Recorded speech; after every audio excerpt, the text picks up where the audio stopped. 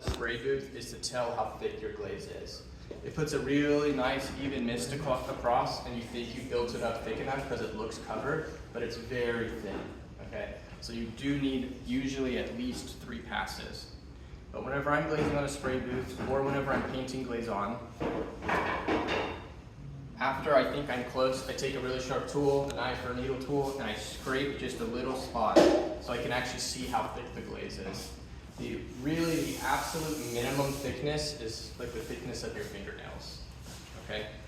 And maximum is probably in that like double. We really want it to be right at, yeah.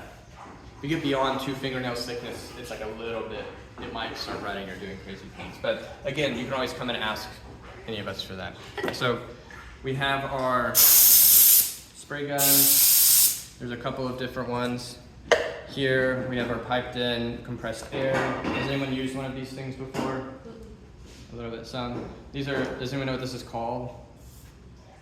Like these tools, this arena of tools, like pneumatic tools. Okay. So it's like starts with a P, like P, and it's like what mechanics and other people use. So they're really, pneumatic tools are very strong. Not that it matters a whole lot for this, but the way that this collar works, this is almost pretty universal. There's a collar, you pull it back, and you push your piece in, and you push it forward to lock it in. Okay, when you take it off, sometimes it like makes a very loud noise. It'll do this until you click it all the way in and push forward, or if you think you got it, it won't click forward, okay? So these go all the way in, click, and we're good to go. We have these 2 spray guns. I actually really prefer this one. It has a bigger hopper. It doesn't have quite as fine of a spray, but I just like it better. Either will work. These are obviously not, so hoppers are on top, they're called gravity fed. On bottom, I don't know what they're called, but they're not gravity fed.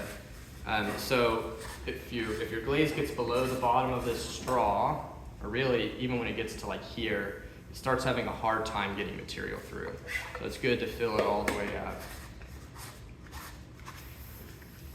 And what you would do then is, I'm going to turn this on really quick, it's very loud.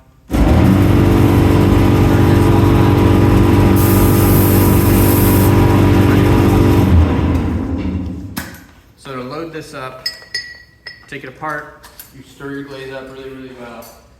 You can use one of these measuring cups over here that have a pour spout on them.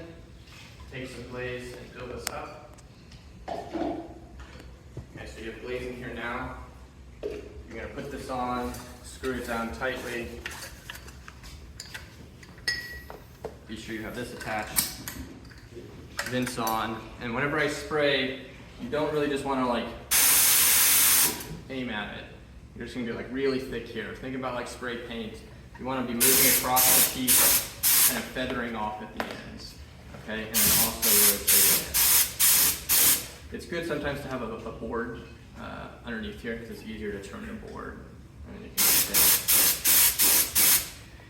if I'm doing this, what I would suggest is for you to actually turn it over and spray the outside first. Let that dry, then turn it over, overlap here at the rim a little bit, and then move into the inside and spraying it, okay? After you're finished, you're gonna take it back apart.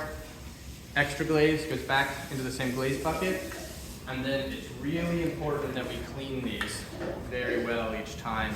Otherwise they get clogged up and they're hard to unclog. So you want to clean this out, wash everything off, including the underneath side of this rim here where the seal is at, and then fill this up with water.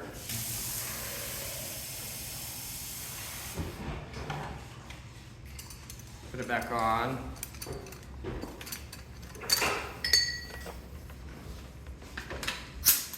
Attach it again, and spray water through it to clean it out. Seems like a nice way to clean off the station. And I was going to say, it's a good way. I think, did you just clean these the other day?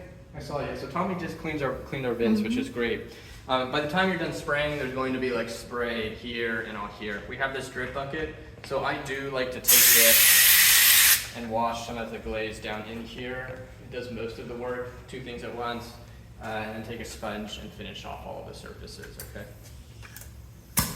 Does anyone have questions about that? Okay. Yeah, and I'll probably go over it again briefly whenever we get to glazing our big pieces, because that's going to be how we do it. Okay, sounds good. So the rest of the day is just a work day.